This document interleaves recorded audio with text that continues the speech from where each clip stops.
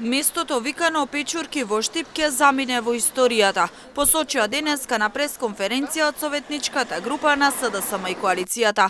Оттаму вела дека Јорданов на доќанџиите прво им ветувал дека ќе се изнајде решение за нивните објекти, а денеска го зададе последниот удар со електронска лицитација за продажба на оваа парцела.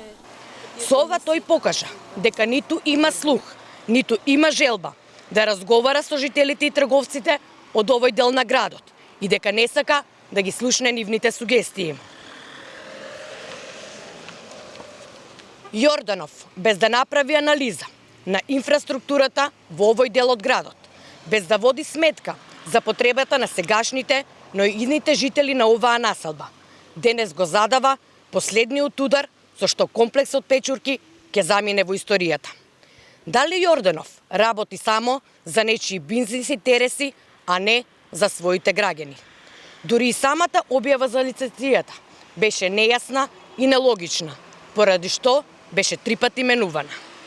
Нејасно станува и како Јорданов ја продава парцелата согласно изменетата програма за располагање со градежно земјиште од март годинава, а за една недела отсега Советот повторно ќе ја дополнува програмата и тоа токму со истава парцела.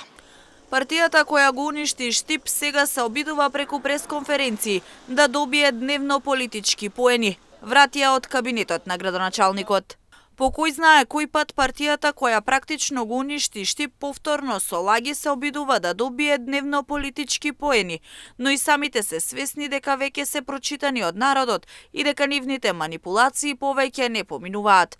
Да се грижеа за градот како што лажно се представуваат, ќе се ангажираа да се заврши клиничката болница, затворениот базен, па дури некои од другите работи кои самите ги ветуваа, како што е жичарата на Исарот и аквапаркот на Суитлак.